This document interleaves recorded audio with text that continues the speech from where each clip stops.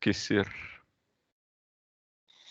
Então, o que eu vinha falando, só para retomar um pouco do que a gente falou na última aula, na aula de sexta, né?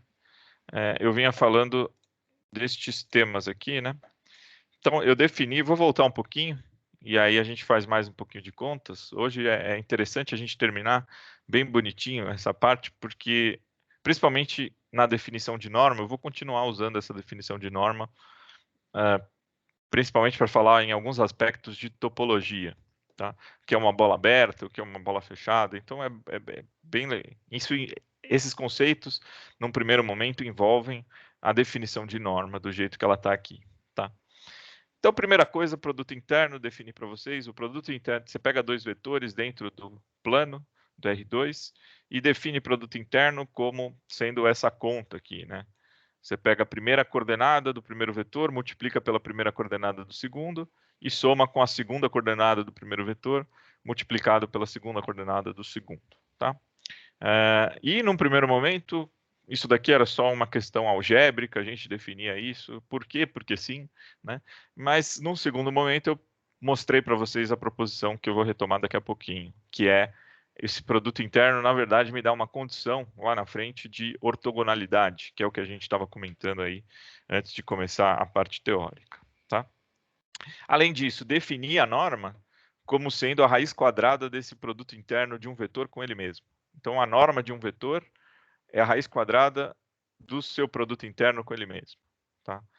Outra maneira de dizer isso é a soma dos quadrados das suas coordenadas do vetor U, né? E isso daqui eu estou definindo como norma. Mais especificamente, se vocês pegarem livros um pouco mais avançados de cálculo, é a norma euclidiana, tá? Essa norma não é única.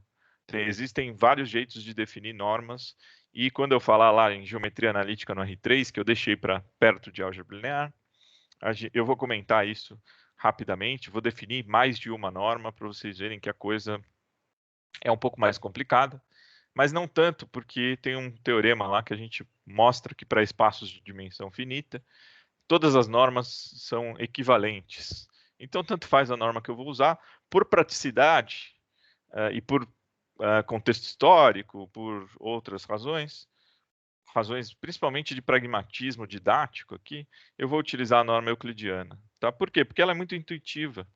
Ela vem do teorema de Pitágoras, né? Lembra que eu mostrei a intuição dessa norma. Se você fizer o vetorzinho U, né? Cada uma das componentes, juntamente com o vetor, dá exatamente um triângulo retângulo. E aí eu consigo interpretar isso em termos do teorema de Pitágoras. Tá? Bom, proposição. E essa é a proposição que eu mostrei para vocês na aula passada. O produto interno entre dois vetores é exatamente o produto das normas vezes o cosseno do ângulo entre esses dois vetores, tá? E sendo que θ aqui é o menor ângulo entre U e V, tá? Aqui eu provei isso via lei dos cossenos, mostrei para vocês. Lei dos cossenos é um pouquinho de álgebra, né? Mostrei para vocês que vale essa identidade. O que é interessante aqui que eu não comentei na aula passada, eu vou comentar agora. Se a gente tiver um negócio que eu vou definir como vetores unitários, né? O que é um vetor unitário? Quando eu falo vetor unitário na cabeça de vocês, o que vocês acham que vai ser um vetor unitário? Qual a característica de um vetor unitário? Definam para mim um vetor unitário. Alguma coisa é unidade, né? Alguma coisa tem a ver com unidade. O que vai ter a ver com unidade? E por que raios eu estou falando isso exatamente nessa identidade, né? A norma é igual a 1? Isso, são vetores cuja norma é igual a 1. Tá? Então, quando eu tenho dois vetores unitários, por exemplo, se U e V forem unitários, o produto interno entre esses dois vetores unitários é exatamente o cosseno do ângulo entre eles. Tá? E aí é a interpretação mais imediata do produto interno. Tá? Pega dois vetores unitários, pronto, calcula o produto interno, você já sabe qual é o cosseno do ângulo entre eles. Tá? E lembra que se eu tiver em ângulos π sobre 2, né? Ou 90 graus, para quem ainda não está acostumado com a notação em radianos, né? Quanto que é o cosseno de π sobre 2? É zero. Então, no fundo, isso daqui está me dando uma condição, por isso que eu defini condição de ortogonalidade, né? Dois vetores são ortogonais, né? Se eles têm o ângulo entre eles de π sobre 2, ou outra maneira de dizer isso é definir ortogonalidade como produto interno igual a zero. Tá? Essa é a questão mais importante no final da aula passada, né? Eu vou continuar usando essa definição de ortogonalidade muitas vezes, tá? Vocês vão me ver falando muito sobre complemento ortogonal lá em álgebra linear, e a gente vai usar essa ideia de produto interno entre vetores igual a zero para construir essa condição de ortogonalidade, óbvio, em espaços mais estranhos, né? Aqui eu estou mexendo com vetores no R2, a interpretação geométrica é imediata. Mas e quando eu for para vetores, por exemplo, em Rn? Perdi geometria, não consigo. Para n maior que 4, eu não consigo visualizar isso mentalmente como uma geometria ou como uma interpretação de mundo, né?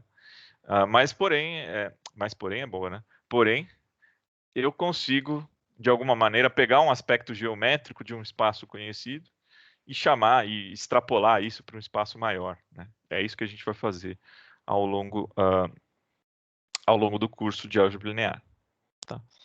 E a última proposição da aula passada foi, eu mostrei que esses coeficientes A e B na frente aqui da equação da reta são, na verdade, as coordenadas do vetor normal a essa reta. Normal no sentido é este vetorzinho aqui, ele é perpendicular ao vetor diretor da reta, ou ele forma um ângulo de 90 graus com essa reta aí. Tudo bem? Lembram disso? Essa construção aqui foi um pouco mais... eu acho que vale a pena a gente retomar essa construção, só para ver como eu fiz, né? Então, deixa eu recondicionar ou reescrever essa proposição. Né? Vou escrever assim mais diretão, né? Se eu tenho uma reta desse tipo, ax mais by mais c igual a zero, vou chamar isso aqui de reta R. Né? Vou construir o vetor diretor dessa reta a partir só dos coeficientes, né? E eu sei então que o vetor n, vou escrever assim esse negócio, n aqui, ó, que é dado por AB, né? Ele é ortogonal à reta. Tudo bem? Né? E lembra que a construção, ou a ideia que eu fiz com vocês na aula passada, vou passar um pouco mais rápido aqui, que a gente já viu. Né? Então aqui está x, aqui está y. Vou colocar um sistema de coordenadas. Está aqui a reta, essa é a reta R. Eu vou pegar dois pontos de referência, este e este. Né? Este ponto aqui, se vocês notarem, é a coordenada y igual a zero. Quando y é igual a zero, x é igual a menos c sobre a. Então, esse é o ponto menos c sobre a é zero. E este ponto aqui, né? Esse ponto, eu vou dar nome aos bois, esse ponto é o A, esse ponto é o B.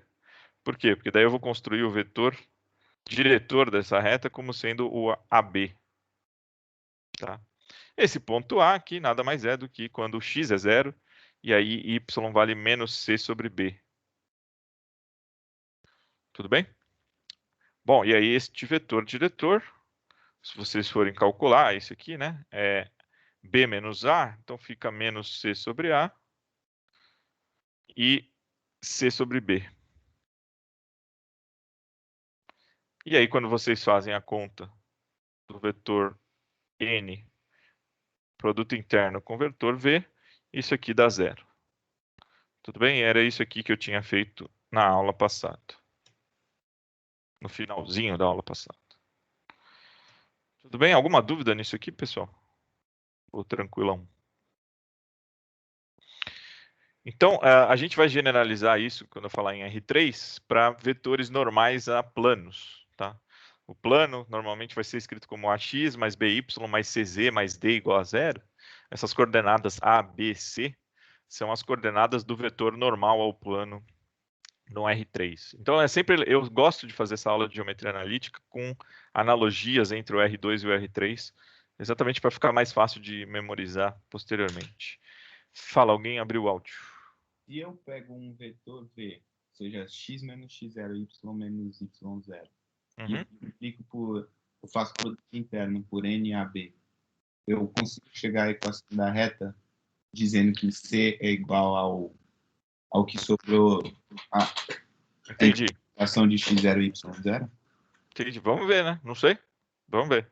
A resposta pragmática é sim, tá? Mas o que você falou é, suponha, ou seja, vamos pegar dois pontos que estão aí nessa reta. Então, eu vou chamar aqui A de x e y e B, só para usar as notações que você quer, de x0 e y0, né? Pontos da reta. Pontos de uma reta.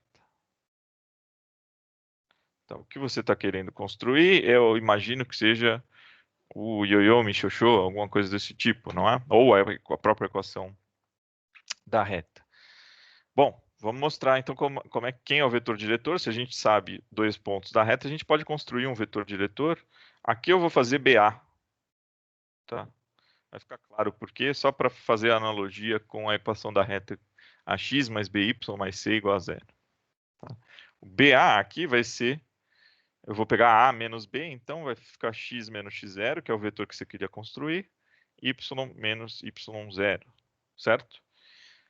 E aí, quando eu pegar esse vetor v e fizer produto interno com n, a gente vai forçar que isso daqui seja igual a zero, por quê? Porque a gente quer que esse cara seja o vetor normal à reta. Né? A gente está forçando isso. Né? Bom, isso aqui implica dizer, então, e aí, quem é esse vetor n? Né? O n eu estou supondo o que você supôs. Né? Eu vou pegar um vetor do tipo AB.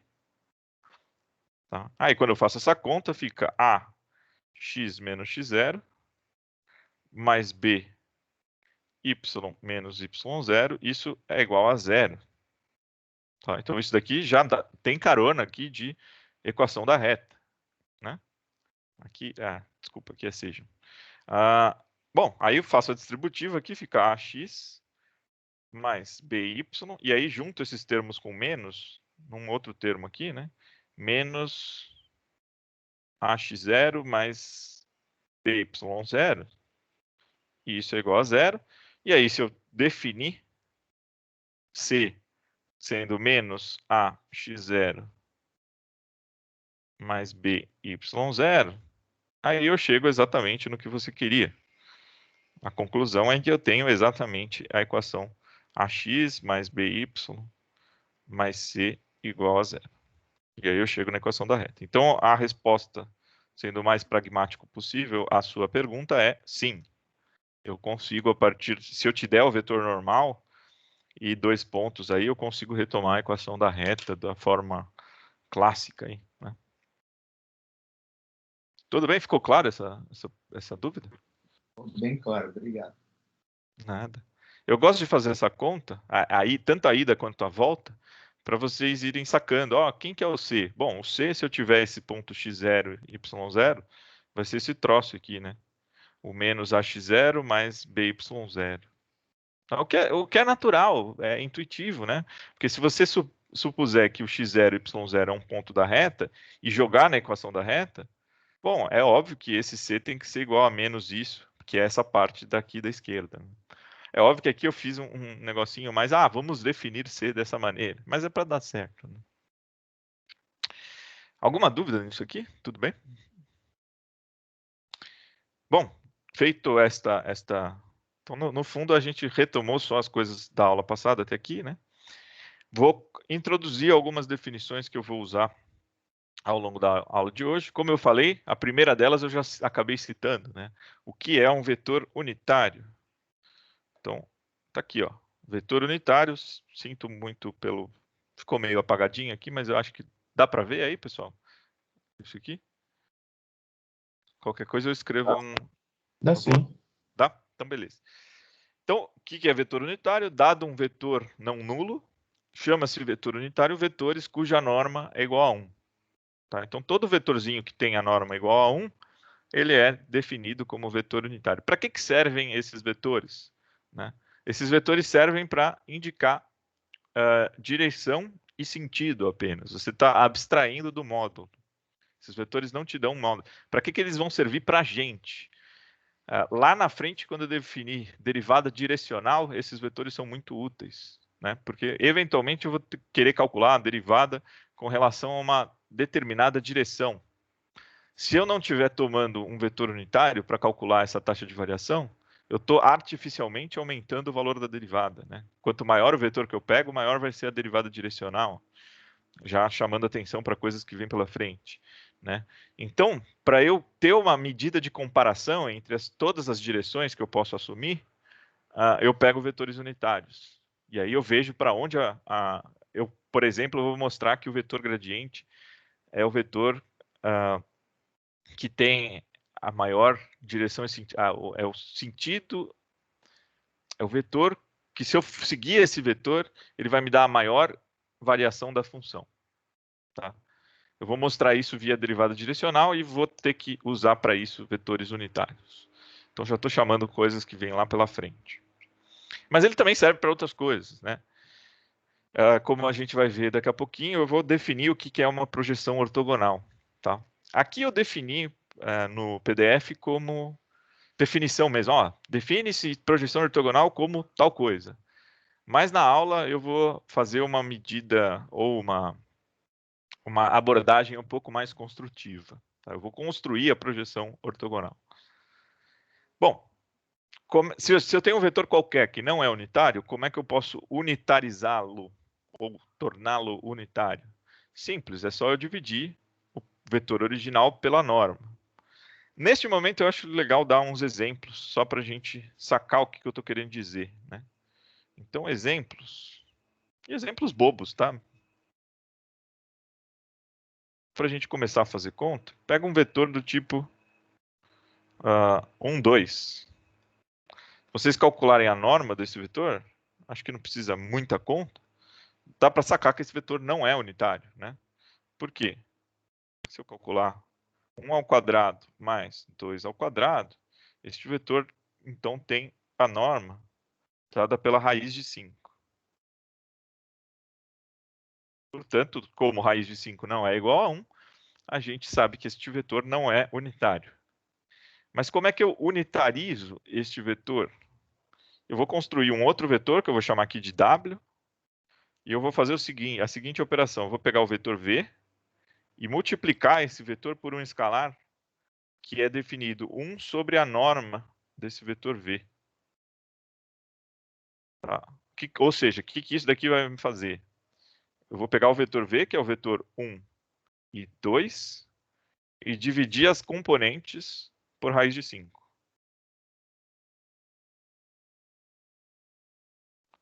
E eu afirmo para vocês que esse novo vetor aqui, esse vetor que é 1 sobre raiz de 5, 2 sobre raiz de 5, ele é um vetor unitário, de fato, né? Se a gente calcular a norma do vetor W agora,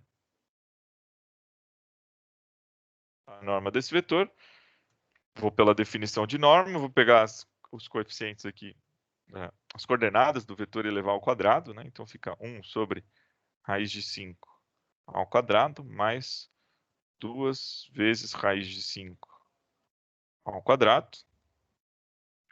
Se vocês fizerem essa conta, né? Vai dar 1/5 mais 4/5, vai dar 1 dentro da raiz. E isso daqui, então, é um vetor unitário. Tá? Então, o jeito de unitarizar o vetor é simplesmente dividir pela norma cada uma das componentes, cada uma das coordenadas dele. Por que isso dá certo? Bom, se eu tiver um vetor aleatório aqui, que eu vou chamar de U, dado por AB, qual seria a norma de U? Então, aqui é exemplo 2, tá? A norma de U vai ser raiz de A ao quadrado mais B ao quadrado. E aí, se eu quiser unitarizar, eu vou usar essa notação, às vezes, ó, U de UN. É o vetor U unitarizado. Isso aqui vai ser A sobre raiz de A ao quadrado mais B ao quadrado. E B sobre raiz de A ao quadrado mais B ao quadrado. E aí, quando eu calculo exercício aí para vocês, né? Calcula a norma desse vetor. Acho que não é difícil, né? Isso aqui vai dar 1. Tá? Esse cara ao quadrado vai dar A ao quadrado sobre A ao quadrado mais B ao quadrado. Esse cara ao quadrado vai dar B ao quadrado sobre A ao quadrado mais B ao quadrado. Aí fica A ao quadrado mais B ao quadrado no numerador sobre A ao quadrado mais B ao quadrado no denominador. Isso é o famoso 1. E raiz de 1 é igual a 1. Tudo bem? Alguma dúvida aqui? Poderia fazer essa álgebra aí, professor? Brincadeira. Posso? Você quer que eu faça Brincadeira. mesmo ou é brincadeira? Não, brincadeira. É tranquilo fazer. É só mais a preguiça de ficar escrevendo coisas que eu posso citar na palavra aqui. Mas se vocês tiverem dificuldade, vocês me falam, hein? Precisa ou não precisa? O Edu lançou a Não, bola. por mim não. Por mim não, brincadeira só. Beleza. Então, beleza. Então, se não precisa, vamos lá. Vamos seguir. Aqui é só para dar uns exemplinhos de vetor unitário, só porque a gente vai trabalhar com eles ao longo do curso. Nota que aqui eu fiz para R2. Eu posso generalizar isso para R quanto que eu quiser. R3, Rn, né? Só o único trabalho que eu vou ter mais para frente é estender essa noção de tanto de produto interno quanto de norma para espaços de dimensão maiores. Mas acho que não é surpresa para ninguém o que eu vou fazer, né? Eu vou só continuar estendendo a definição, por exemplo, de produto interno, somando mais termos de multiplicações entre coordenadas. Tá? Mas isso a gente vai fazer daqui a algumas aulas. Bom, e aqui tá aqui exatamente o que eu falei, né? O vetor pode se tornar unitário quando eu divido ele pela própria norma. Bom, aqui no PDF eu coloquei para vocês a definição de projeção ortogonal. Tá? Qual que é a definição de projeção ortogonal? Eu projeto um vetor no outro como fazendo essa conta. É o produto interno do vetor que eu quero projetar no vetor em quem eu quero projetar. Então, eu estou projetando U em V aqui. É o produto interno de U com V sobre o produto interno de V com V na direção de V. Aí você olha esse treco aqui e fala, bom, da onde esse cara tirou isso, né? Por que raios fica o produto interno de um com o outro sobre o produto interno de V com V na direção de V, né? Coisa de doido. Vou ficar decorando isso sem intuição nenhuma, né? Não, eu vou mostrar a construção teórica disso, tá? Para quem gosta de curiosidades, isso aqui lembra muito coeficiente de regressão linear, né? Vamos ver se vocês lembram, né? O que era um coeficiente de uma regressão linear com coeficiente de y com relação a x? Né? A intuição era covariância entre as duas variáveis sobre a variância do cara do termo que você está querendo regredir, né? Que nesse caso aqui seria o v. Olha lá, covariância sobre variância. Tá? Será que tem a ver isso? Tem, lógico. O mínimos quadrados é uma projeção ortogonal. Tá? De novo, não precisa saber tudo isso. Eu vou mostrar, tem um PDF mais para frente no curso que eu boto como um opcional aí de leitura essa geometria de álgebra linear do estimador de mínimos quadrados. Tá? Para aqui, eu vou construir por que a projeção de U em V é esse troço aqui todo complicado. Tá? Então, vamos lá. Como é que constrói isso? Qual que é a ideia? Primeiro, qual que é a ideia intuitiva de projetar um vetor no outro? A ideia é a seguinte. Né? Então, projeção aqui. E ortogonal tem a ver com algum ângulo ortogonal. Né? Vai ter algum ângulo de 90 graus envolvido, senão eu não chamava de projeção ortogonal. Né? Então, vamos supor que tenha o vetor U aqui e um outro vetor aqui. Eu vou exagerar, tá? Esse é o vetor V.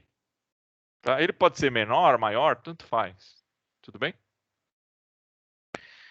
Se eu falei de projeção, qual que é a ideia? É como se eu tivesse um Sol aqui em cima e projetasse a sombra desse vetor U no vetor V. Essa é a ideia. Tá? Então, imagine que eu tenho aqui ó, um troço mais ou menos assim. Peraí, deixa eu tentar fazer bem bonitinho aqui. Aqui, ó. Aqui tem um ângulo de 90 graus, como eu falei, envolveria um ângulo de 90 graus. Esse vetor amarelo, nessa direção, eu vou chamar de U, acho que eu chamei de U2. Tá? Só o nome desse vetor aqui. É um vetor em R2, tem aí, estou batizando ele. Tá? Além disso, tem um outro vetor aqui, E esse cara aqui é o que interessa para gente. Esse cara aqui é o que eu vou chamar de projeção. Tá? Esse U1. Bom, o que eu posso afirmar visualmente falando, olhando esta construção? Posso afirmar algumas coisas. A primeira delas é que eu sei quem é U em termos de U1 e U2. Né? Então, a primeira coisa é U é U1 mais U2. Todo mundo concorda com isso? Do jeito que eu construí aqui, ó, se eu somar o vetor U1 com o vetor U2, eu tenho exatamente o vetor U. Tudo bem? O que mais eu posso afirmar? Bom, visualmente falando, eu posso afirmar que o vetor V e o vetor U2, eles são ortogonais. Ou, escrito de uma forma um pouco mais elegante, né, eu vou pegar o U2 e fazer o produto interno dele com V, e isso aqui eu estou forçando ser igual a zero. E terceiro fato, este vetor U1 é algum múltiplo do vetor V. Então, isso daqui eu posso escrever dessa maneira, que é... Opa, V. Ele é um múltiplo, e esse múltiplo vai ser dado pelo alfa. Ele é um múltiplo do vetor V. Ou ele é um pouco menor, ou ele é um pouco maior, depende do jeito que eu estou construindo aqui, ou do vetor V em si. Tudo bem? Alguma dúvida até aqui? Então, essas são as três hipóteses que eu estou assumindo para construir projeção ortogonal. No fundo, o que a gente quer? Esse U1 é o que eu vou chamar de projeção ortogonal. Tá? Então, a gente quer calcular esse coeficiente alfa. Né? E aqui eu afirmo para vocês, ou a afirmação. E a gente vai mostrar isso. A afirmação deste desenho aqui é que o alfa, na verdade, é dado pelo produto interno de U com V sobre o produto interno de V com V. Ou a norma de V ao quadrado, tanto faz. Tá, eu vou mostrar isso aqui. Tudo bem? Que é exatamente o que eu estou construindo aqui na definição de projeção ortogonal. Né? Nota que a projeção de U em V é esse coeficiente que eu chamei de alfa vezes o vetor V. Tá? Exatamente quem é a construção desse U1 aqui. É o alfa vezes o vetor V. Onde o alfa eu vou calcular agora quem é. Tudo bem essa construção? Até aqui as ideias tranquilas? Muito bem. Então, a partir dessas ideias, agora manipulações algébricas. Primeira coisa que eu vou fazer é, eu vou pegar este vetor U, substituir no lugar de U1 aqui o alfa V, e aí a partir disso vou calcular o produto interno de U com V. Então, vou fazer com calma isso, hein? Ó. Vou dar nome para essas equações. 1, 2 e 3. Né? Se eu pegar 3 e jogar em 1, 3 em 1, eu vou ter o quê? Eu vou ter que U, na verdade, é dado por o 1, que por 3 é alfa V, mais o 2. Beleza? Bom, e agora eu vou pegar esta relação de U e fazer a seguinte conta. Eu vou calcular o produto interno de U com V. Tá? Então, este cara aqui, então, vai ser produto interno aqui, vai ser o produto interno de alfa V mais o 2, que é o próprio U, produto interno com o próprio V. Tudo bem? Algumas propriedades que eu não citei na aula passada, mas agora é um bom momento de citá-las. O produto interno é distributivo na soma. Então, eu posso distribuir o produto interno aqui. Ou seja, alfa V vai ser alfa V produto interno com V, né? Mais o 2 produto interno com V. Tudo bem? Quanto que vale esse segundo termo aqui, pessoal? Quanto que vale o produto interno de Zero. U2? Isso. Vale 0, né? Por construção, aqui, ó, hipótese 2. Eu construí um vetor que é ortogonal a V. Então, por construção, esse U2 vale 0. Então, esse cara aqui, ó, vale 0. Ou seja, eu acabei ficando com a equação U interno com V é igual a alfa V interno com V. E aí, se eu isolar o alfa, eu tenho exatamente o resultado que eu queria. Então, alfa é igual a U interno com V. Aqui eu vou fazer assim só por falta de espaço, tá, pessoal? Vezes V interno com V a menos 1. É só porque faltou espaço aqui mesmo, tá?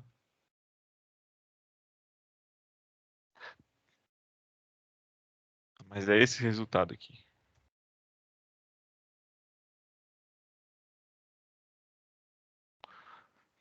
Tudo bem? Dúvidas até aqui? Tá bem claro isso? Fiz com bastante calma a construção teórica aqui.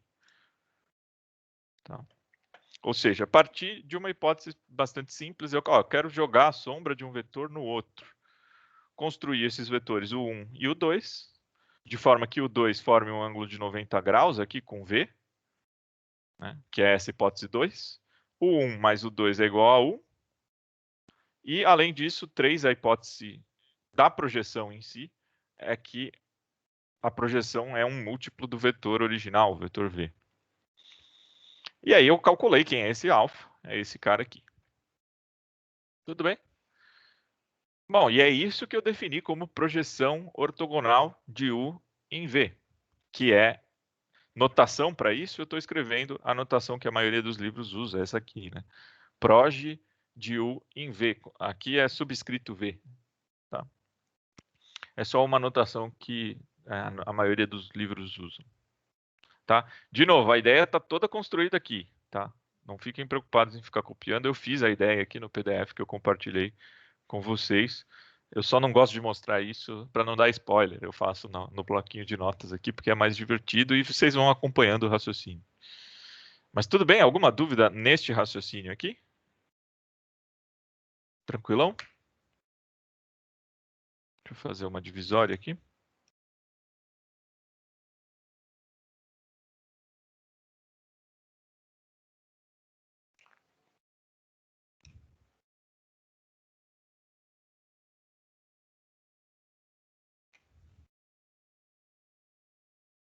E para que a gente usa projeções ortogonais? Bom, para diversas coisas, né? Mais para frente a gente vai ver mais usos. Mas o primeiro uso que eu acho que é interessante é este aqui, né?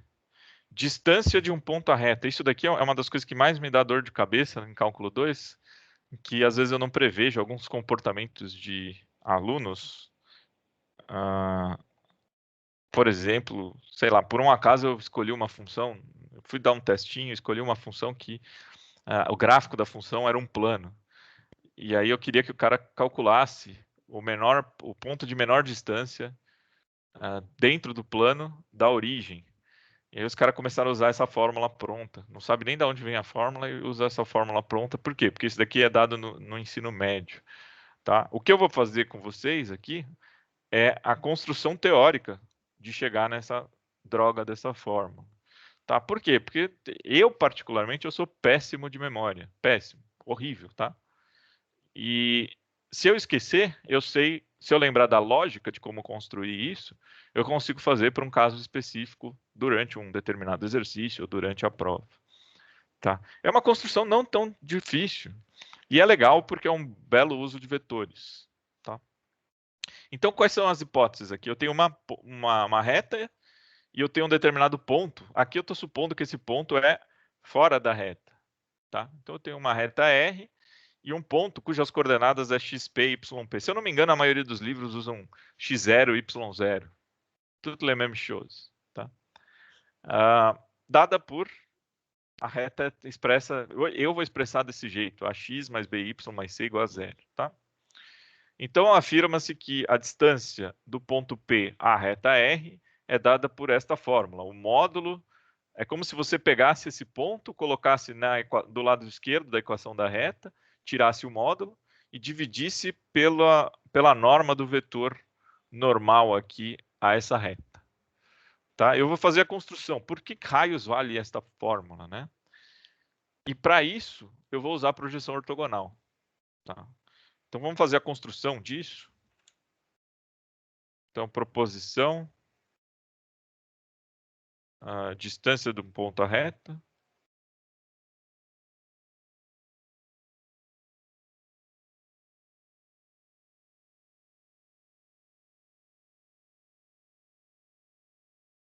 As hipóteses que eu quero são, eu tenho um ponto P, dado por xp, yp, que não pertence a R.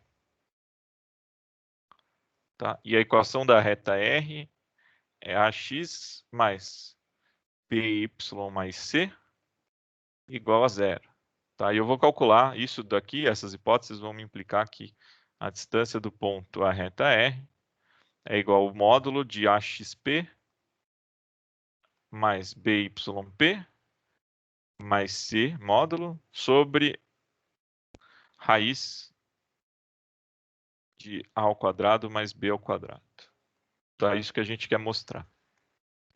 Bom, para a demonstração eu vou utilizar a construção geométrica para isso, só para ficar mais fácil de construir meu argumento aqui.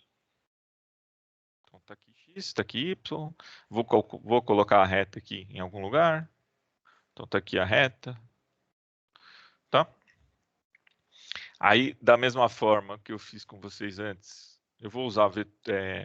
tem o ponto, né? Peraí, deixa eu colocar o ponto aqui. Supor que o ponto está aqui em cima, sei lá. Esse é o ponto P. Tá? Quando eu digo distância de um ponto à reta, eu estou querendo dizer a menor distância. Tá? Então, de alguma maneira, vai ter que ter... A gente sabe que a menor distância vai ter que ter 90 graus aqui, se eu fizer uma projeção. Né? Aqui tem que ter 90 graus. Tudo bem? Então, na verdade, este cara aqui é que eu quero calcular. Tudo bem? O módulozinho desse segmento aqui. Bom, e aí eu tenho várias maneiras. Quem me dá uma dica aqui de como... O que eu posso fazer aqui? Eu quero ver se vocês têm ideias geométricas aqui. Você tem o vetor normal da reta. E você Isso. sabe, e Então, o vetor do menor ponto P. Quer dizer, o vetor do segmento P até o menor ponto de R também é um vetor no qual os dois são paralelos. Então, um tem que ser o múltiplo do outro. ok. O problema é que eu não sei esse ponto, né? Isso é dificuldade. Né? Mas vamos lá. Eu vou usar uma parte do que você disse. Ó, de fato, o vetor normal eu sei quem é. É um vetor assim, AB. Então, de certa maneira, o que você falou ó, esse cara aqui, esse N está aqui nesse segmento de reta. Ele pode ser maior, menor, tanto faz, né? Então, o que eu vou fazer? Vou só dar um exemplo, né? Vamos exagerar. Vamos supor que o vetor N é maior do que esse cara aqui. Tá? Então, vamos supor que está aqui, ó, o N. Tudo bem? Então, tá aí. Por enquanto é isso que a gente sabe.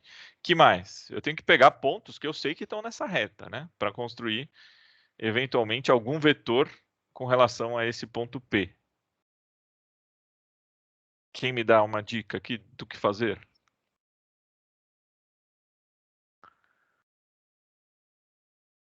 Bom, na ausência... Fala. Alguém abriu.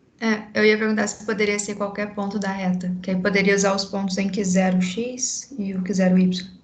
Isso, vou usar esse aqui, tá? Acho que foi isso que você falou, né? Ó, vou pegar esse ponto aqui. Esse ponto eu sei as coordenadas dele, né? É o ponto cuja coordenada de y é 0. Né? A gente já calculou ele diversas vezes, né? Esse cara é menos c sobre a e 0.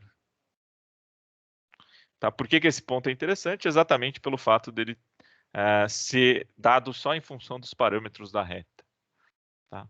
E aí eu vou criar, olha só, traquinagem aqui. Eu vou criar um vetor a partir desse ponto e esse ponto P. Tá aqui, ó. Eu vou criar o vetor QP. Tá? Que eu vou chamar aqui, por conveniência, de vetor U. Vou chamar de U, vai. Para não confundir com V, que é o vetor diretor. Então, vou fazer, ó, QP. Definir esse vetor aqui. Por construção, a gente sabe quem é, né? É o P menos Q em termos de coordenadas. Então, eu vou pegar XP menos... Seria menos C sobre A. Então, é mais C sobre A. E YP menos 0, que é YP. Tá, então, agora eu tenho as coordenadas desse vetorzinho U aqui. Tudo bem? Até aqui, tranquilo? Alguma dúvida? Aí, o que vocês acham que eu vou fazer agora? Olhando essa figura. Pitágoras. Ou tudo bem, Pitágoras. Posso fazer. O problema é, de novo, em fazer Pitágoras, é que eu não tenho esse ponto aqui. Então, eu não tenho as coordenadas exatas desse ponto. Tudo bem? Mas assim, se você conseguir as coordenadas desse ponto, maravilha. É que o problema é que não vai ser tão fácil conseguir as coordenadas desse ponto. Qual que é uma segunda alternativa, dado que eu acabei de falar de projeção ortogonal?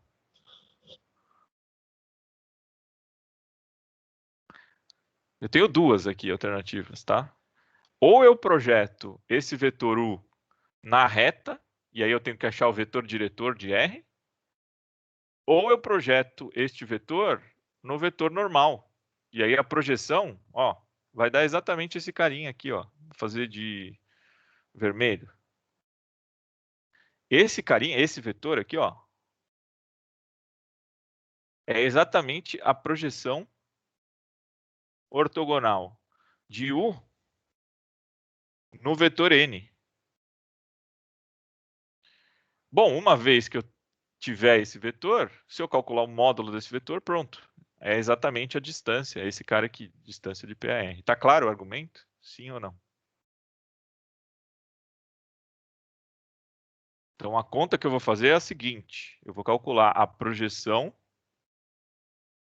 do vetor U no vetor N, que eu sei quem é, né? É, por definição, o N, produto de U com N, né? Sobre a norma do vetor N ao quadrado, ou produto interno de N com N, tanto faz, na direção do vetor N. Vamos fazer essa conta. O produto interno deste com este aqui, a gente sabe, é só fazer coordenada a coordenada, isso aqui vai dar... Vou colocar um entre parênteses aqui para não me perder. Ficaria A vezes esse primeiro termo, então vai dar AXP mais C. Tá? Isso é essa coordenada vezes essa. Mais, agora a segunda coordenada, BYP. Eu acho que dá para ver que está começando a surgir coisa boa, né? Sobre a norma de N ao quadrado, que é A ao quadrado mais B ao quadrado. Na direção, isso daqui, note que isso daqui é um número. Vou colocar entre colchetes aqui. Um número, vezes um vetor, que é o vetor N. Então, agora eu tenho quem é a projeção. E aí eu calculo, eu defino, né, a distância de P, do ponto P a R, por definição, é exatamente a norma do vetor projeção.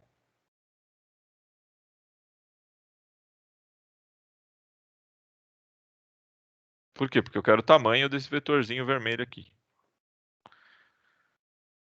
Bom, quando eu tiro a norma desse vetor, uma propriedade de norma que eu também não citei, e daqui a pouco eu cito essas propriedades que eu deixei, entre aspas, passar, mas não é difícil de ver, né? Quando a gente tira a norma de um número escalar aqui, ele sai no módulo da raiz, né? Esse cara aqui vai estar multiplicando, dá para fazer a conta, né? Esse cara aqui vai estar multiplicando A e B, aí quando eu faço o quadrado, dá para botar em evidência, e quando sai da raiz, sai no módulo. Tá? Então, isso daqui, como embaixo é positivo mesmo, eu vou deixar sem o módulo. Então, isso daqui vai dar AXP. Só vou fazer a comutatividade da soma aqui, mais B, YP mais C, o módulo disso, sobre A ao quadrado mais B ao quadrado, certo? Vezes a norma do vetor N, que nada mais é do que A ao quadrado mais B ao quadrado. Ora. Esse A ao quadrado mais B ao quadrado na raiz é a mesma coisa que A ao quadrado mais B ao quadrado elevado a meio. Né? E aqui embaixo tem o mesmo termo elevado a 1. Então, isso daqui daria, ou dá, né? Módulo de AXP mais BYP mais C dividido pela raiz quadrada de A ao quadrado mais B ao quadrado, que era o resultado que eu queria. Alguma dúvida aqui, pessoal? Tranquilo essas contas?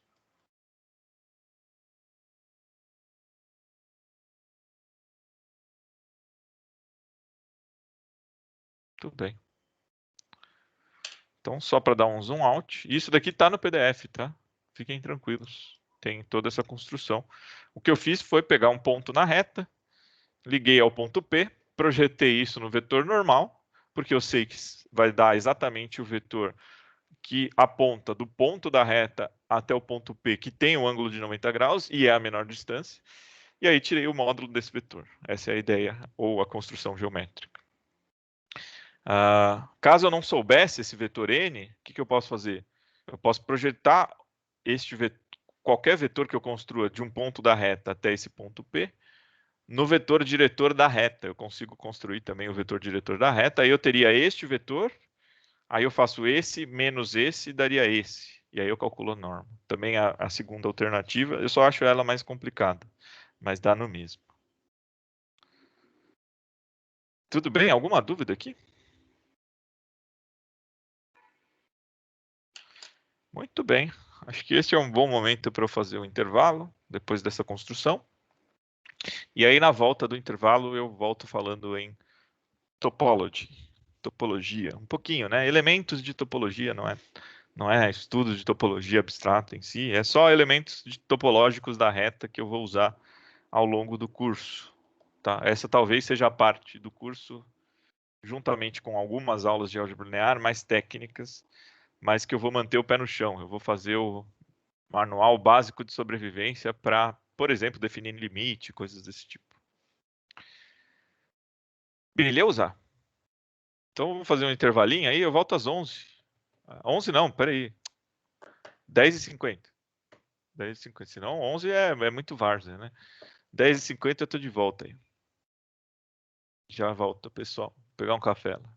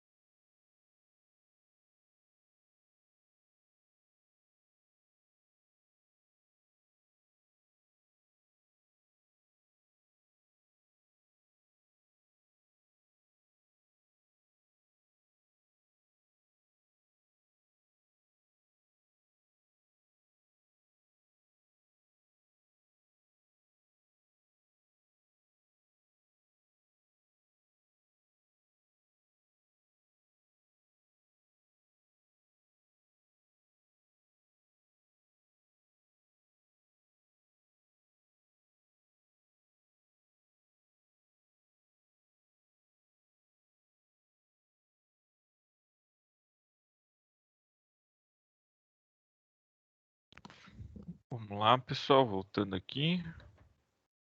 Deixa eu fazer a divisória só aqui. Vocês estão me ouvindo direitinho? Sim. Tô sim. Então, sim. Boa. Então, essa segunda parte da aula, eu não sei se eu vou conseguir terminar em realidade hoje. Tem alguns pontos que eu vou passar um pouco mais rápido, porque eu já comentei nas primeiras aulas, tá? E é um pouco repetição, mas é só por motivos de completude. E as partes novidade mesmo eu paro e faço com bastante calma, tá? Os pontos que eu vou passar um pouco mais rápido são relacionados a propriedades de corpo, relação de ordem. Isso a gente já viu para os números reais na primeira aula, tá? Então essa aula é meio, na verdade, aquela primeira aula é uma aula mais de curiosidade que eu vou adicionando ao longo do curso para ficar completo, tá? Eu estou começando agora aquele PDF número 5 de vocês. Então, Notas Unpack Mate Aula 5, tá?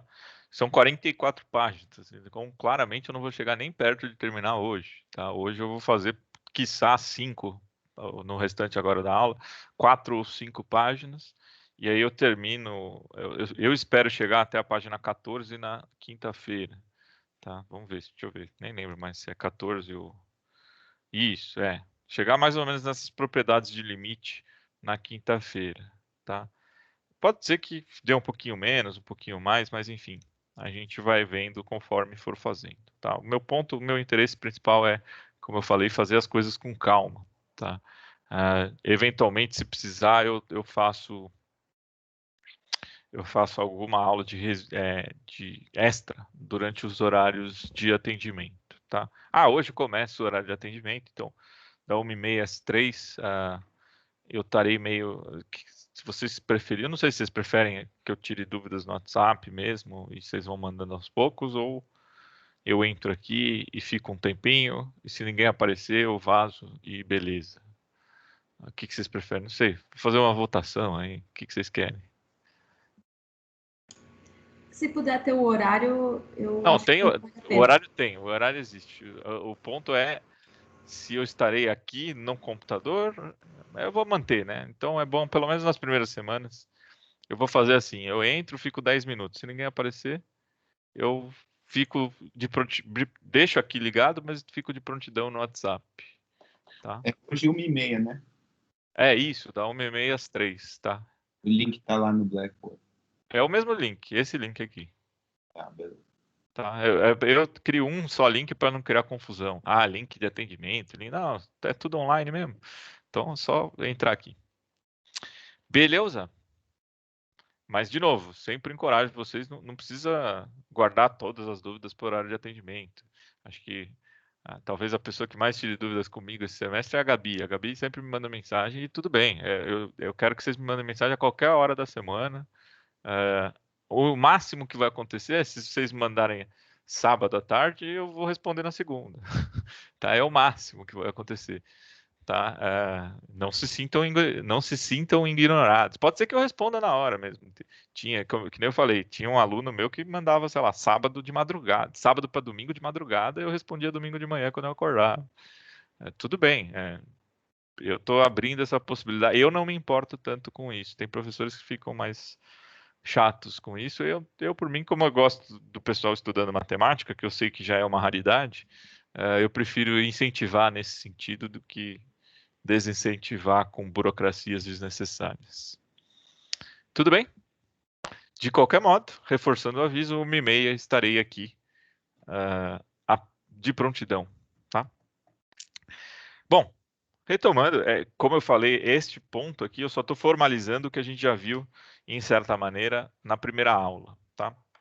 O que é um corpo, tá? Então, um corpo é um conjunto munido de duas propriedades, tá? Lembra lá na primeira aula que a gente estava focando ou nos números racionais ou nos números reais. Aqui eu estou descrevendo de forma um pouco mais abstrata, generalizando para qualquer outro corpo.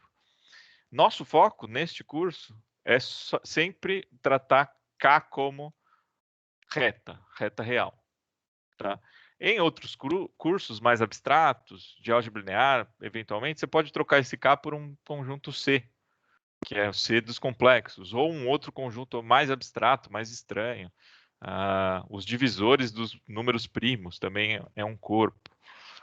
Eu nunca vou falar nessas aplicações. Eu vou usar, em geral, R e, no máximo, citar números complexos, tá? Vai ter uma aula lá que eu vou fazer uma mini revisão de números complexos, porque me ajuda a fazer conta em equações diferenciais. Só por isso, só pela simplicidade do método, tá? Mas, enfim, o que é um corpo? Um corpo é um conjunto munido de duas operações, uma operação de soma, né? Então, te dou dois caras do conjunto e eu sei somá-los e permaneço no conjunto. E, além disso, o produto de dois caras do conjunto também continua no conjunto. E essas duas operações satisfazem certos axiomas, que são aqueles axiomas que eu mostrei para vocês, né? Estes que aqui estão resumidos, né? A associatividade da soma, tanto faz a ordem que eu somo 3 elementos. Comutatividade da soma, tanto faz eu somar x mais y ou y mais x. Esse A3, inclusive, a gente fez algumas brincadeirinhas com ele, né? Existe um elemento zero dentro do corpo ou dentro do conjunto, tal que se eu somar qualquer elemento a esse zero, dá esse qualquer elemento. Lembra que eu mostrei para vocês que o zero sempre é único, tá? Isso é uma decorrência aí dos meus axiomas. 4, existência de elemento oposto, ou seja, sempre existe um cara, que aqui eu estou denominando por menos x, que se eu somo com o x original é igual a zero. E os axiomas de multiplicação, que são esses 4, que eu estou usando a letra M. A multiplicação também é associativa, também é comutativa. Existe um elemento neutro, que neste caso é o número 1.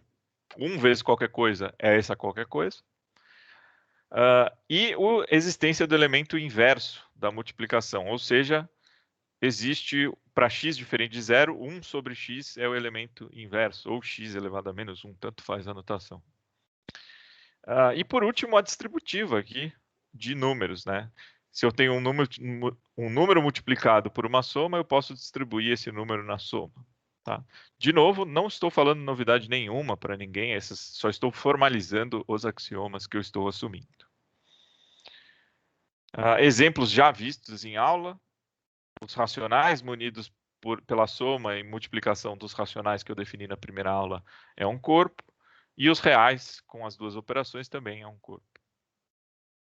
Além disso, corpo ordenado é quando eu tenho uma relação de ordem no corpo. Aqui eu defini um pouco distinto do que eu defini na primeira aula. Eu estou definindo igual o Elon faz. Tá? Então, se vocês pegarem o volume 1 do curso de análise do Elon, ele define desta maneira. Tá? Um corpo é ordenado quando é possível destacar um conjunto P, e P, eu estou usando P por alusão ao nome positivos. Tá? Então, existe um conjunto de positivos dentro desse corpo, tal que, se eu tenho dois elementos positivos, a soma é um positivo e o produto é um positivo. Bem intuitivo. Para qualquer x dentro do corpo inteiro, ou ele é positivo, ou ele é negativo, ou o inverso dele é positivo, ou ele é zero.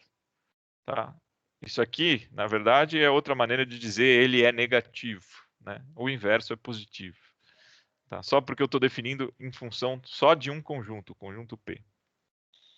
Ou seja, podemos escrever o conjunto K como uma separação entre positivos, zero e negativos. Tudo bem? Essa notação menos P é exatamente para todo cara estar em menos P se o menos X está em P.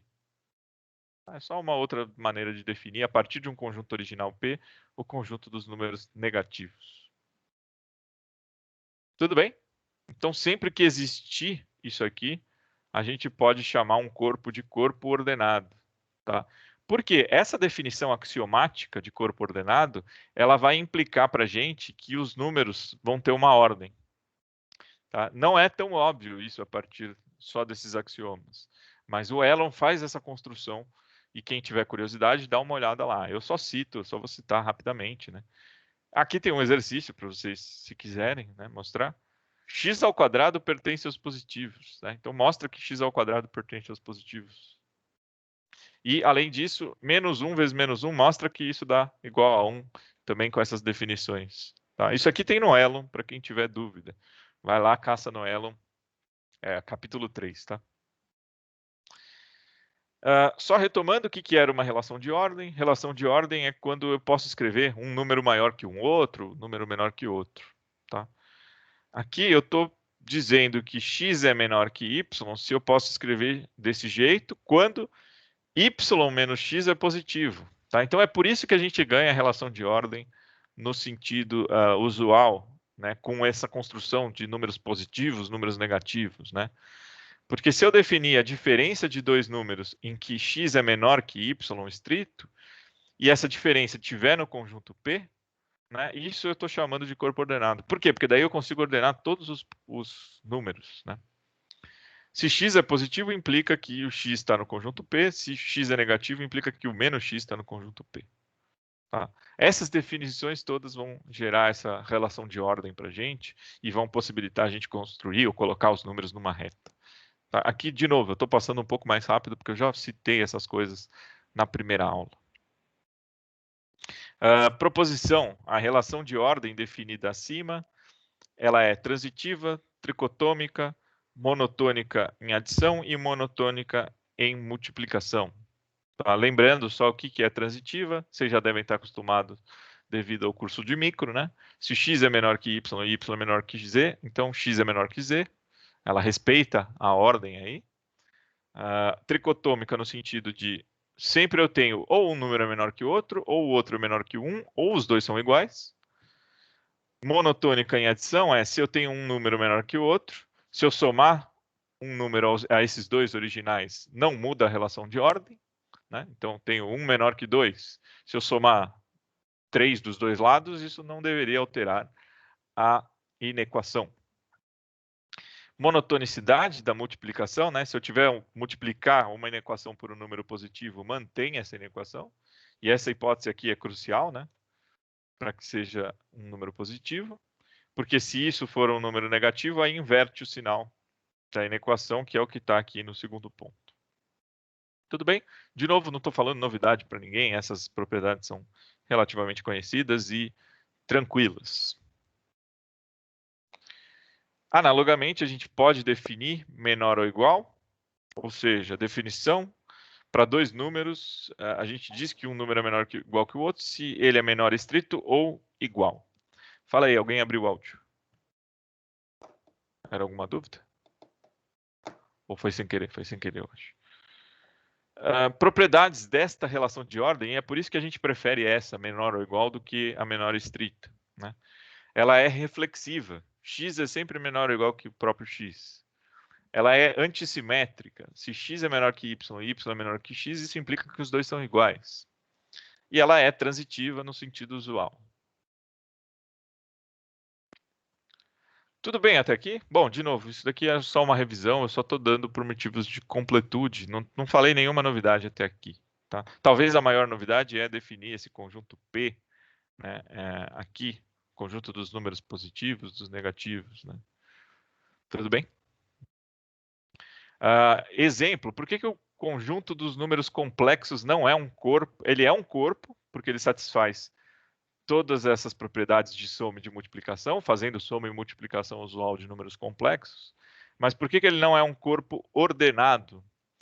Porque se vocês lembrarem lá do ensino médio, os números complexos eu consigo encaixá-los no plano de Argand-Gauss. Né? Você tem um plano, uma reta, um eixo que é do eixo real, outro eixo que é do eixo dos imaginários. Quem que seria o conjunto positivo ali? Sei lá, posso definir como sendo o primeiro quadrante, o conjunto positivo, e o terceiro quadrante, o dos negativos. Mas aí eu não consigo separar só nesses dois conjuntos. E o segundo, e o quarto quadrante, né? Não tem uma relação de ordem. Tá?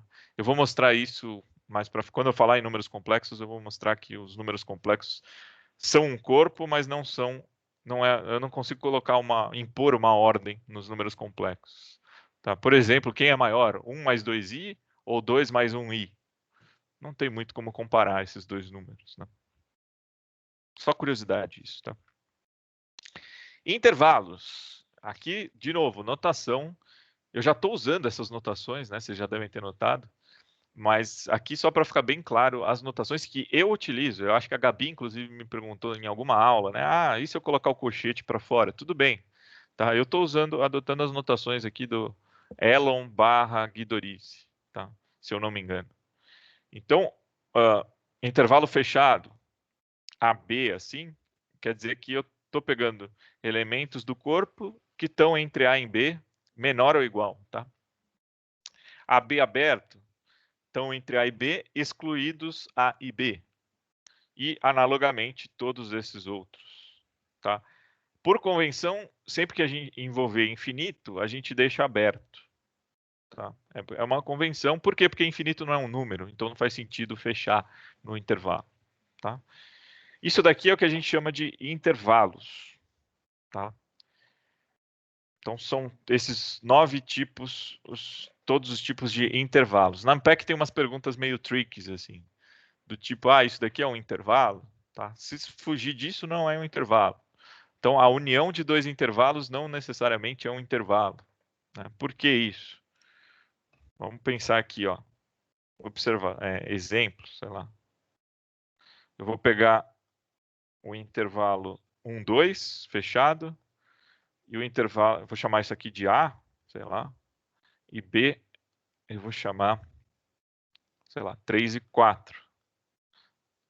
Isso daqui é um intervalo, isso daqui é um intervalo.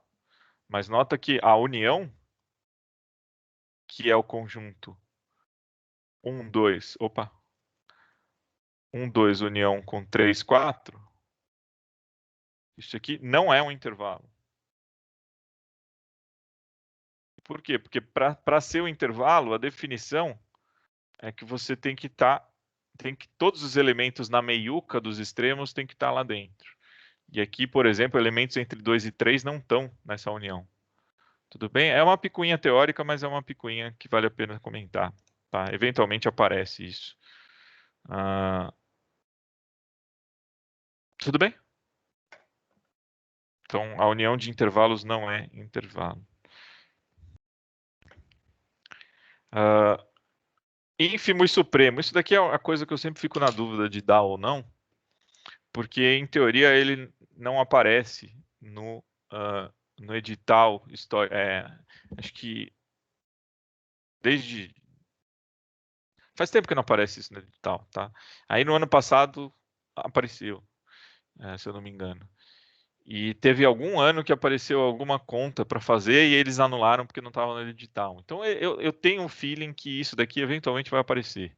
Então, na dúvida, como são 2 definições bem simplesinhas, assim a gente dá. Na dúvida, a gente fala, pelo menos vai me ajudar lá na frente, em falar em sequências e tal.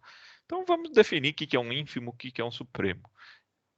Bom, dizemos que x é limitado superior. Para isso, eu preciso definir algumas coisas para chegar lá. Né?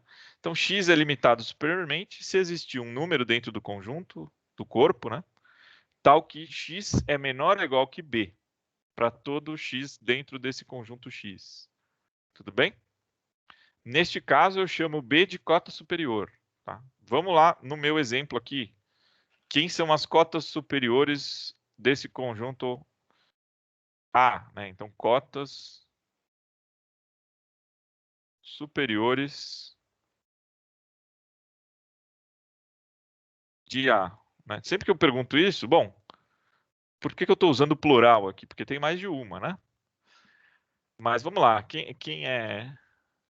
qual é a mais óbvia, né? Falei, conjunto 1, 2. Qual é a cota superior mais óbvia do conjunto, do intervalo 1, 2? Alguém quer se arriscar? Ou fala qualquer uma, né? Sei lá. É x maior que 2? Isso. O maior é igual, né? O 2 pode ser também. O 2 pode incluir, não sabia. Pode, ó. Vamos lá, vamos olhar a definição. Maior. É menor ou igual, né? Para todo elemento dentro do conjunto, se eu pegar qualquer elemento do conjunto e ele for menor ou igual do que esse número que eu estou chamando de cota superior, de fato, isso é uma cota superior. Então, como você falou, Edu, se eu definir um conjunto aqui, como é que eu posso escrever isso aqui? Vou dar um C. conjunto C é de 2 a infinito. Esse cara aqui, C, é o conjunto das cotas superiores de A.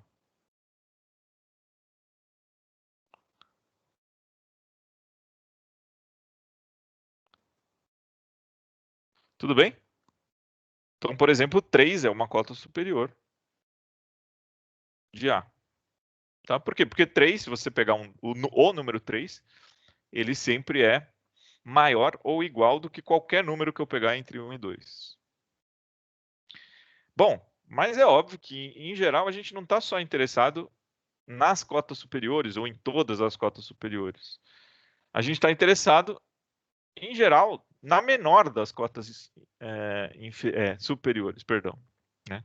Ou seja, por que isso? Né? Se eu pegar, em vez desse conjunto A, vou pegar quase o A, tá? O A exceto 2. Vou chamar isso de conjunto D. O D é o A sem o 2. Aqui que é o A sem o 2 é o 1, 2 aberto. Agora a pergunta fica mais interessante. Por quê? C continua sendo cota superior de D, né? Então C continua sendo conjunto de cotas superiores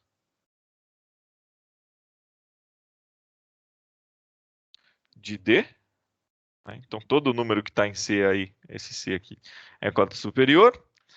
Mas qual que é a cota superior interessante? É um cara que não está no conjunto agora no D. Né? Antes estava, o 2 estava no conjunto original, agora não está mais. Né? Então é interessante definir isso, essa menor das cotas superiores. Tá? E eu vou definir isso exatamente como, vou chamar isso de supremo. Tá? Não por um acaso, né? Porque ele é o maior elemento deste conjunto, do conjunto A, no caso. Ou o maior elemento que uma sequência pode convergir. Já estou falando coisa que vem pela frente aí, tá? Pensa numa sequência de números. Tem alguma sequência de números convergindo para 2, só que 2 não está no conjunto. Então a gente gostaria de definir alguma coisa para falar, olha, tem uma sequência de números convergindo para esse cara. Tá? Eu vou chamar isso de supremo. Tudo bem? A ideia? Bom, e aí, definição. Definição equivalente, eu fiz para limitado superiormente. Eu posso fazer para limitado inferiormente também, né? X é limitado inferiormente se existir um A tal que todo mundo do conjunto é maior do que esse determinado A. E isso eu chamo de contrário, né? Se antes eu estava chamando de cota superior, agora eu estou chamando de cota inferior. Né? No caso do meu conjunto A original aqui, desse 1, 2, as cotas inferiores é de menos infinito até 1. Qualquer número que eu pegar aí dentro desse intervalo, eles são cotas inferiores. E, analogamente, eu vou chamar de ínfimo a maior das cotas inferiores. Tudo bem? Então, só para voltar aqui para o texto. E ele é limitado, terceira definição, um conjunto é limitado se é limitado inferiormente e se é limitado superiormente. Tudo bem? Muito bem. Antônio, rapidinho. Fala. O ínfimo é um conjunto ou é um número específico? Então, vai ser um número específico na maioria dos casos que a gente pensar, né? Uhum. Por quê? Porque você está pegando, você está pegando a maior das cotas. Peraí, o ínfimo, a gente está pegando a maior das cotas inferiores. Então, se é a maior, a gente vai mostrar daqui a pouco que vai ser única. Tá. Nem que seja menos infinito, tá? Se a gente definir menos infinito de alguma maneira, com uma ideia análoga para número. Tá, beleza.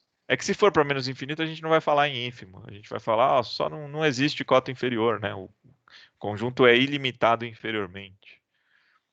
Mas assim, Entendi. dentro de um conjunto bem definidinho, o conjunto é limitado inferiormente. Então, se o sup, como o sup existe, ele é único. Uhum. Sup não, inf, desculpa, inf. Tudo bem? Tá bom, beleza. Então vamos lá, finalmente vamos definir este troço chamado sup e inf. Né? São essas duas definições aqui que eu vou tentar encaixar elas numa tela só. Tá? E essa aqui é a definição mais formal possível que eu pude achar, vulgo Elon, né? Mas eu vou dar a ideia mais intuitiva, né? Seja K um corpo ordenado, X ou um conjunto limitado superiormente. Então, se eu estou limitando superiormente, eu vou definir o supremo. Disse que M é um número, é chamado de supremo para o conjunto X quando ele for a menor das cotas superiores, que é exatamente o que eu estou falando. Mais precisamente, para qualquer cara no conjunto, ele é maior do que qualquer cara. E a segunda parte da definição é o que de fato eu chamo de supremo, né? Existe um epsilon. Não, para qualquer epsilon, você me dá qualquer margem de erro, qualquer epsilon, existe um x0 dentro do conjunto, tal que ele está está dentro desse intervalinho aqui, m menos epsilon, menor ou igual do que m. What? Né? O que isso aqui está me dizendo? Isso aqui está me dizendo o seguinte, ó, existe uma cota superior, que ela é a menor das cotas superiores. Como é que eu defino o menor das cotas superiores em termos de coisas matemáticas? Bom, tem um número lá. Eu quero chamar esse número de supremo. Ele pode ou não pode estar no conjunto, mas ele é maior do que todo mundo do conjunto. Então, daí que vem esta parte da inequação. Aí você me dá uma margem de erro, porque pode ser que ele não está dentro do conjunto. Eu consigo achar dentro dessa margem de erro, tirando esse epsilon, algum elemento do conjunto aí no meio. Tá? Então pensa no conjunto 1, 2 aberto, com 2 aberto. O sup é o 2. Por quê? Porque dado qualquer epsilonzinho que eu for um pouquinho para a esquerda, eu consigo achar algum elemento do conjunto ali na meiuca. É essa a ideia intuitiva. E por que isso é uma boa definição de supremo? Né? Porque se eu não conseguisse, eu sempre conseguiria ir aumentando artificialmente esse supremo. Né? Eu sempre conseguiria empurrar um pouquinho mais para a direita o intervalo. É essa a ideia aqui. Tá? É óbvio que a gente quando a gente faz definições com epsilons, já antecipando o que vem pela frente, esses epsilons a gente quer que sejam bem pequenininhos. Tá? A gente coloca para qualquer epsilon positivo, mas a gente está pensando num epsilon bem pequenininho para fazer estas afirmações. Tá? De novo, isso aqui é só um jeito formal, elegante, de falar, ó, eu quero a menor das cotas superiores. Só isso. Tudo bem? Professor, uma dúvida. Oi, fala. Posso dizer que, no caso do Supremo, o Supremo é o único ponto de acumulação que pertence ao conjunto das cotas superiores? Ponto de acumulação de X? Sim. Beleza. É que eu tenho que definir direitinho o que é ponto de acumulação. Mas assim, sim. Eu vou definir daqui a pouquinho. Ele falou ponto de acumulação, não fiquem ansiosos. Eu vou definir, inclusive, provavelmente daqui a uns 10 minutos, que é um ponto de acumulação. Tá? Mas já respondendo a sua pergunta, parece que sim. Pela minha intuição, a minha intuição diz que sim, tá? E da mesma maneira eu posso definir a mesma coisa, simétrico oposto. Né? Eu quero agora a maior das cotas inferiores, eu vou chamar de inf. Tudo bem? Então, a notação que eu vou usar essa aqui, ó, sup de x. X é um conjunto, eu estou pegando o sup dele, e esse número m é que eu estou chamando de sup. Né? E eminho aqui eu usei por motivos óbvios. Né? O m maiúsculo é o sup, o m minúsculo é o inf. É a mesma coisa, a única coisa que muda na definição aqui é que eu olho agora para o outro lado, né? Eu estou olhando um epsilonzinho maior, né, do que esse número m. Mas é a mesma coisa, é análogo, né? Então eu quero a maior das cotas inferiores. Tá? Mais do que saber essas definições bonitinhas, embora eu gostaria que vocês soubessem, mesmo porque isso vai ajudar no curso de análise em janeiro do mestrado, né? É mais interessante vocês saberem o que é um sup, né? Por exemplo, indo um pouco na linha do que a gente estava discutindo, se eu tiver um conjunto fechado, 1, 2, o máximo desse conjunto é o 2, que por um acaso coincide com o sup. Então, muitas vezes, o máximo e o sup vão ser termos que a gente... sinônimos, inclusive. Tá? Quando que difere? Quando for aberto. Né? Mas existe máximo de um conjunto 1, 2 com 2 aberto? Não.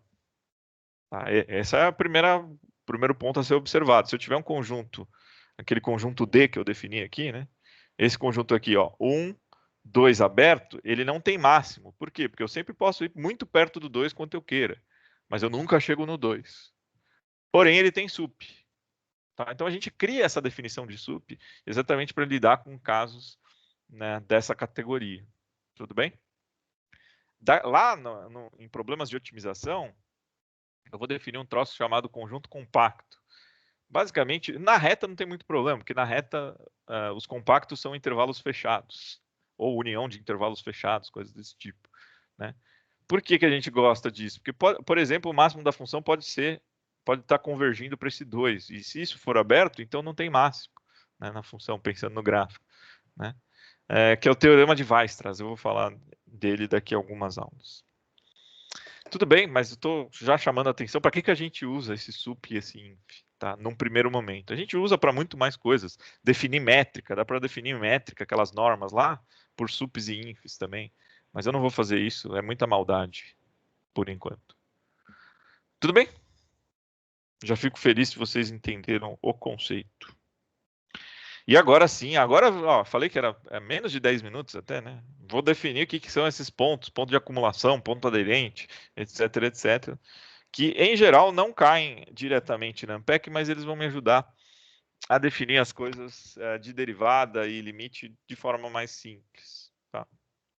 Aqui é uma coisa um pouquinho mais chata para eu chegar em aberto e fechado, e aí isso sim potencialmente cai na Ampec.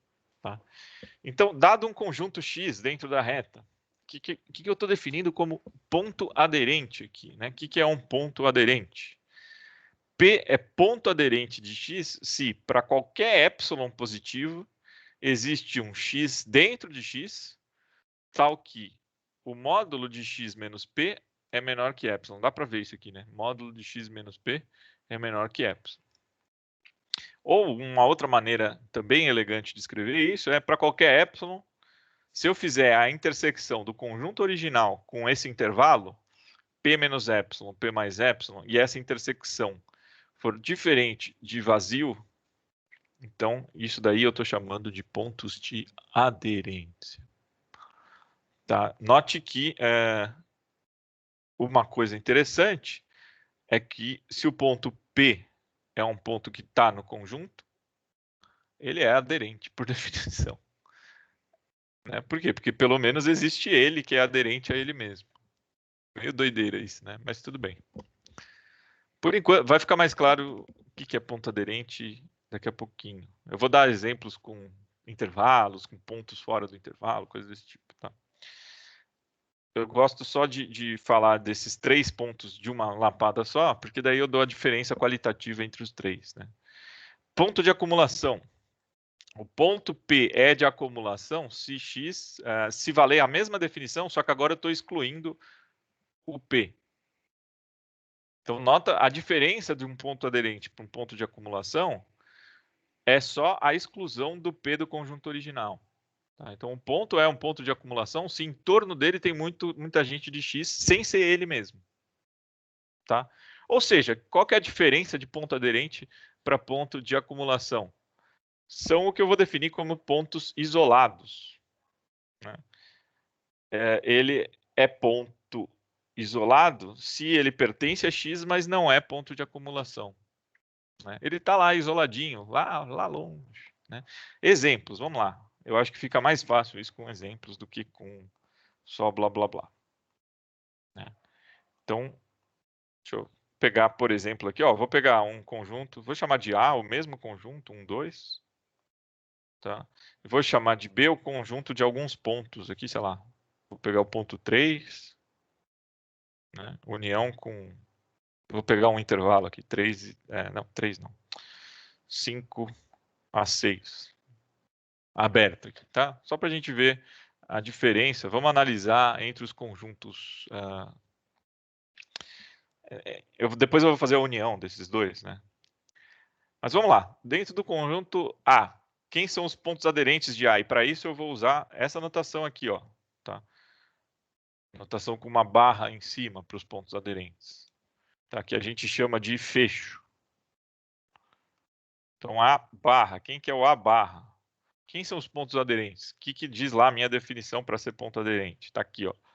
Eu tenho que pegar os épsilons, para qualquer épsilon positivo, existe algum x no conjunto tal que o módulo de x menos p é menor que épsilon. Bom, se vocês forem notar, qualquer ponto que eu pego, inclusive o 1 e o 2, qualquer ponto que eu pegue aí entre 1 e 2, ele atende a essa definição. Por quê? Pega o 1, por exemplo.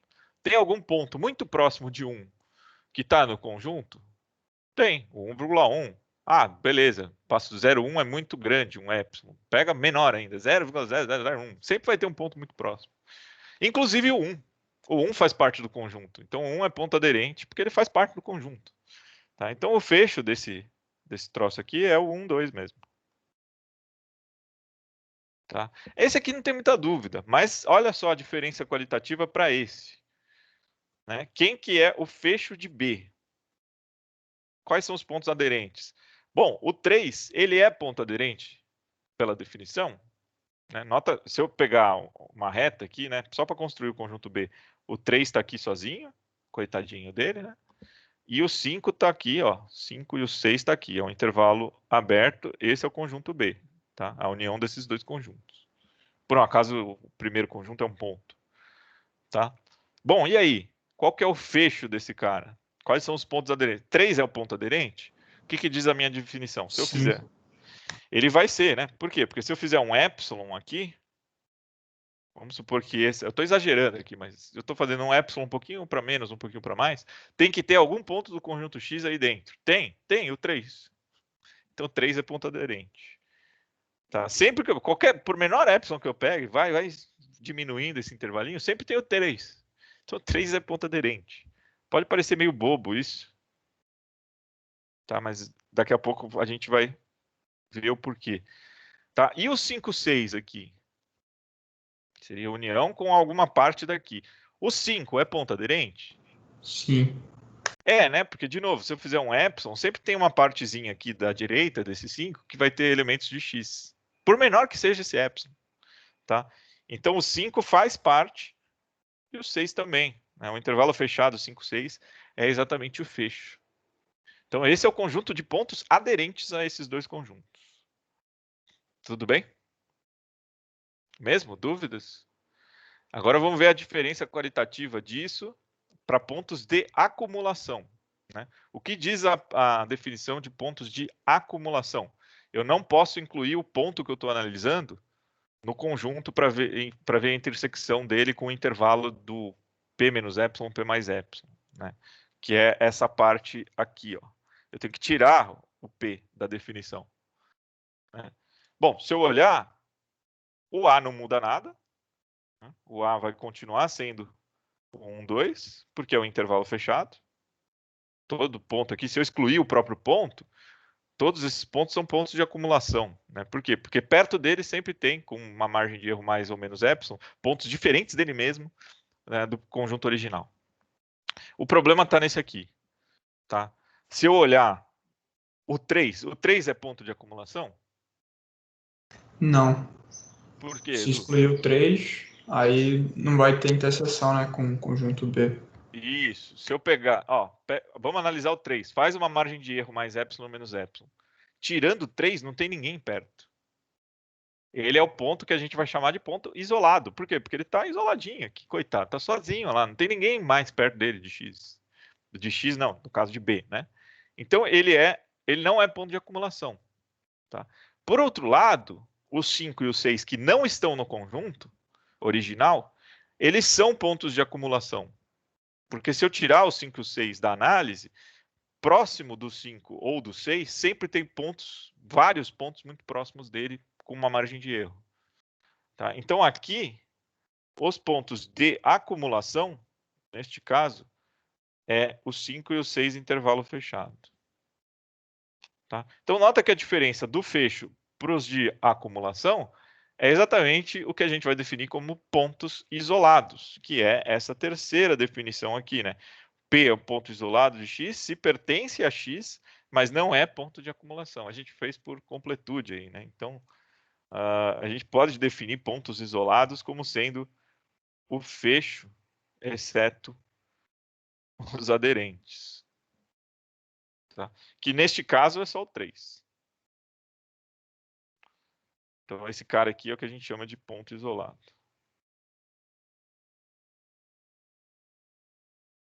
Tudo bem? Ficou mais claro essas definições? Mesmo? Então, ponto aderente. Todo ponto do conjunto é aderente, né? E mais do que isso, são pontos que perto deles tem bastante ponto. Tá?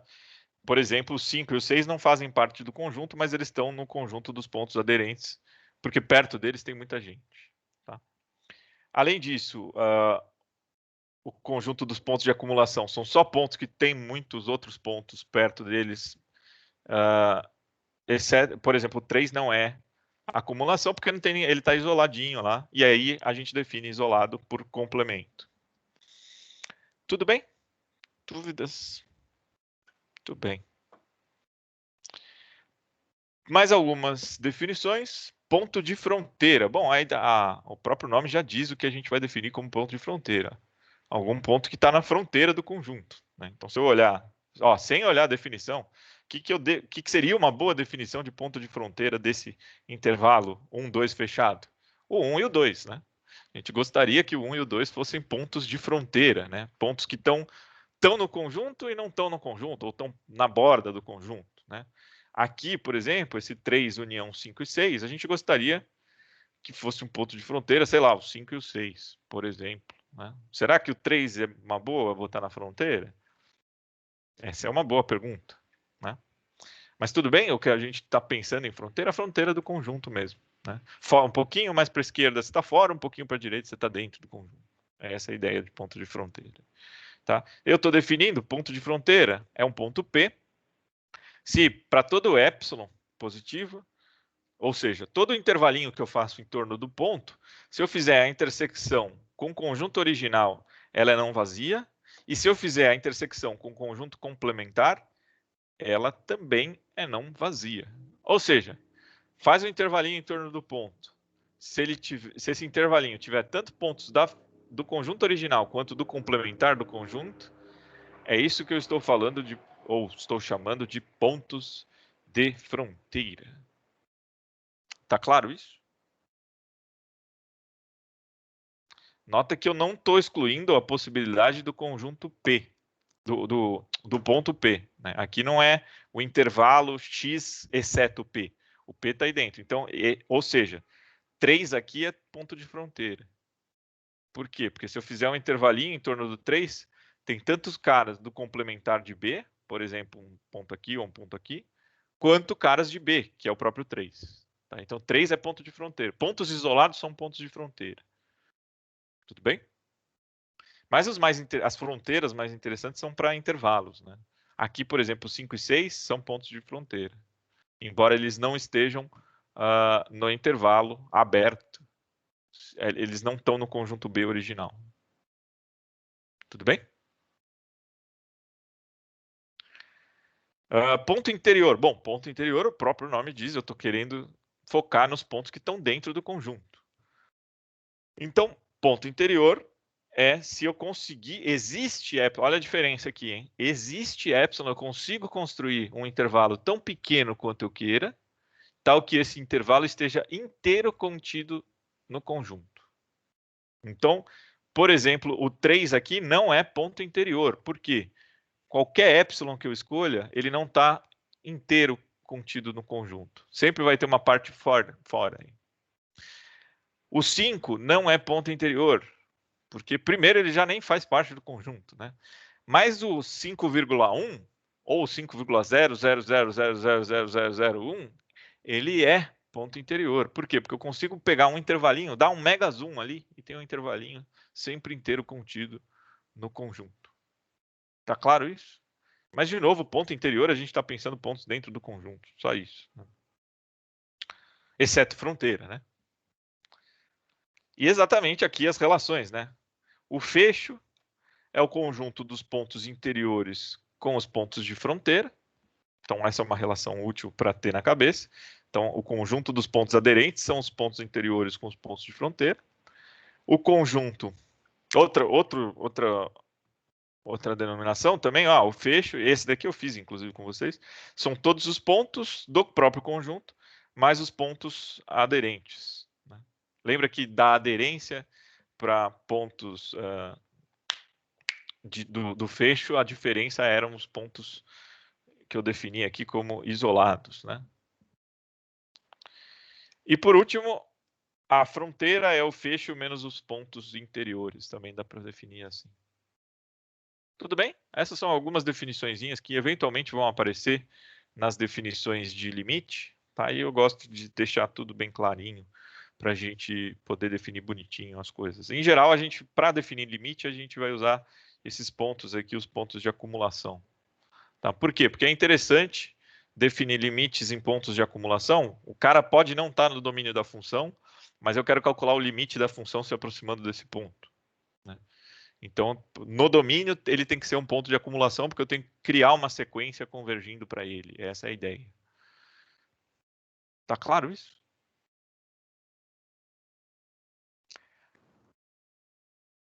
Fala, Edu. Tudo bem? Foi sem querer que eu cliquei aqui no espaço e deu isso. Tranquilo. Espaço mudo? É o space, sabe? A barrinha do teclado. Não, sim, eu não sabia que ele tinha um atalho para mutar. Agora que eu descobri, eu não sabia também, não. Boa. Bom, vamos lá. Abertos e fechados. É talvez a última definição topológica que eu vá definir na aula de hoje. Né? Então, seja um conjunto dentro da reta, a gente diz que ele é aberto se ele é igual ao interior dele. Né? Ou seja, se todos os pontos dele são pontos interiores. Essa é outra maneira de definir. Né? Ou seja, para todo ponto no conjunto, existe um epsilon que eu crio um intervalinho que está dentro do conjunto. Então, aí eu defino isso como conjunto aberto. Exemplo, este conjunto aqui, se eu olhar só os 5 e 6 aberto, ele é um conjunto... Bom, estou falando, inclusive, ele é um intervalo aberto, ele tem que ser um conjunto aberto, senão as definições estão todas malucas. Né? Então, se eu pegar este cara aqui, né, o 5 e o 6, é aberto. Tá? Por quê? Porque qualquer ponto que eu pego dentro desse intervalo, eu consigo criar uma margem de erro que está dentro do intervalo. Tá? E fechado é muito simples. Eu posso definir de duas maneiras, na verdade. Né? A primeira maneira é x é fechado se o fecho dele é igual a ele. Então, se o conjunto de pontos aderentes é igual ao próprio conjunto. Mas só para não ficar muito esotérico, a gente também define fechado como se o complementar for aberto. Né? Então, pega o complementar de um determinado conjunto. Se você olhar o complementar e ele for aberto, então o conjunto original é fechado. Também dá para definir assim fechado. Tá? Que é exatamente o que está nessa proposição. Aqui, as definições são todas equivalentes. Tá? Então, x é fechado se somente C o complementar é aberto. Eu posso provar isso a partir dessa definição do eixo. Do fecho, perdão. Outra maneira de dizer isso, x é fechado se ele contém a sua fronteira. Também, C e somente C, tá? E, de novo, todos esses aspectos que eu estou citando aqui são aspectos topológicos na reta. Tá? Topologia na reta. Teorema. Esses teoremas que vêm a seguir eu adoro. Tá? Eu adoro e a Ampec também gosta. Porque são picuinhas divertidas, né? Se A1 e A2 são dois abertos, então a intersecção de abertos é um aberto. Só que é a intersecção finita. Tá? Eu poderia estender esse teorema aqui para um número finito de intersecções. Pega N conjuntos, faz a intersecção desses N conjuntos. Se os N conjuntos são abertos, a intersecção é aberta. Por que não vale para o infinito? Olha só este exemplo. Se você pegar um monte de aberto, que é dessa maneira, menos 1 sobre N com 1 sobre N, um intervalo aberto em torno do zero. Faz a intersecção de todo mundo, só tem o zero. Se você convergir, esses intervalos vão ficando cada vez menores, em torno do zero. Você pega a intersecção, é só o ponto que está lá no meio, que é o zero. Bom, por definição, esse cara aqui é fechado. Por quê? Por que ele é fechado? Porque o complementar é aberto, né? O que seria o complementar? É a reta inteira, eu tirei o zero. Isso é um conjunto aberto. Tá? Por quê? Porque é a união de dois intervalos abertos, de menos infinito a zero aberto, de zero a infinito. Então, note que a intersecção infinita de abertas não necessariamente é aberto. Mas a união é. A união infinito de abertos é aberta. Tá? Esses teoremas, tem lá a demonstração deles no Elon. Eu não vou perder tempo com esses teoremas, eu só gosto de ressaltar essa observação aqui. Cuidado, intersecção de abertas não necessariamente é um aberto. Se eu pegar intersecções infinitas, ou não precisa ser nem infinitas, pode ser intersecções não enumeráveis também. Aqui eu estou dando um exemplo de uma intersecção enumerável. Tudo bem? Alguma dúvida disso? Tudo bem esse exemplo? Ou este contra-exemplo? Bom, se a gente fez esse teorema para abertos e os complementares de abertos são fechados, a gente pode enunciar essa coisa aqui para fechados. O que a gente vai esperar, intuitivamente falando, né? Que se a intersecção de abertos infinita pode não ser um aberto, pensa o complementar e usa as leis de Morgan, você vai... parece que a união infinita de fechados pode não ser fechada. Isso é verdade. Tá? Teorema número 2, né? Se A1 e A2 são fechados, então a união é fechada. E se eu tiver uma intersecção infinita de fechadas, ela é fechada. O problema está no infinito de uniões de fechados. Por quê? Exemplo. Tá aqui, ó, pega esse AN. É fechado 1 sobre N. E aqui fechado 2 menos 1 sobre N. É um monte de fechado. O que esses fechados estão fazendo, né? Eles estão indo... Pega, por exemplo, N igual a 1. Esse é o intervalo 1, é o ponto 1. A partir do ponto 1, que é o centro desses intervalos, eu vou expandindo esses intervalos fechados para chegar no 0,2. Só que eu vou expandindo por dentro. Então tem um monte de fechado expandindo em torno do zero, eu vou aumentando, aumentando, aumentando, só que eu nunca chego no 0,2 fechado. E isso é um intervalo aberto, porque a união é o 0,2 aberto. Olha só que doideira. Mas tudo bem? Tá claro esse exemplo aqui? Vocês conseguem visualizar isso mentalmente?